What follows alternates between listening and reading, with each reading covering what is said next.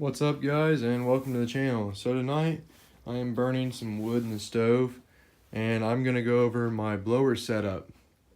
Now when I started building this, I used a shop vac that I had found here in the chicken house, which was the reasoning behind my first air fuel pipe being the same diameter as the shop vac hose. Now the first time I fired that up, I found that the shop vac was just too much because the amount of fuel that I gave the fire to complete the burn and not just burn itself out made the stove sides glow. So realized that was just too much, and I went and got the cheapest hair dryer that Walmart had.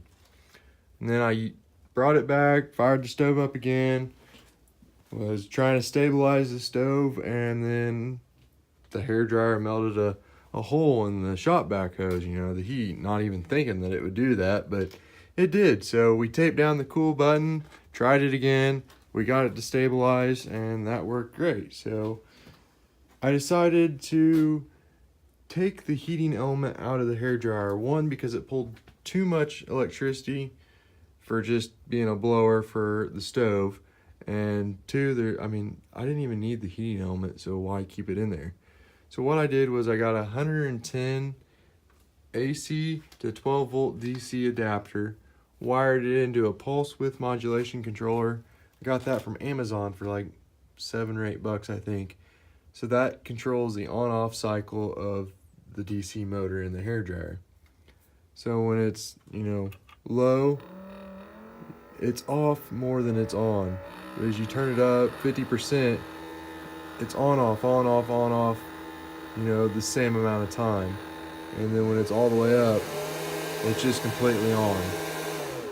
So that's how I can control the speed, by the on-off cycle of the DC motor. Now for the hair dryer itself, the only thing I have is a DC motor. I took everything out, the guts, all of it. So this is wired, 2 wires directly to a DC motor, and all I'm using is the body, which conveniently the hair dryer fit right into the shop vac fitting. So I'll go ahead and tear this apart and show you just exactly what it is composed of and how I put it together. Alright guys, so this is the 110 volt AC to 12 volt DC 2 amp adapter that I have, which then goes to my pulse width modulation controller, and it is wired to the power in, red positive, black negative. Looks like it's reversed there, but it is not. And then the motor is red positive, gray negative. And I wired that to where the motor was spinning in the correct direction to be blowing out the hair dryer as it normally would. Once the direction was correct, which luckily I got on the first try, I just soldered the wires and then routed them back out to the pulse width modulation controller. And it's simple as that.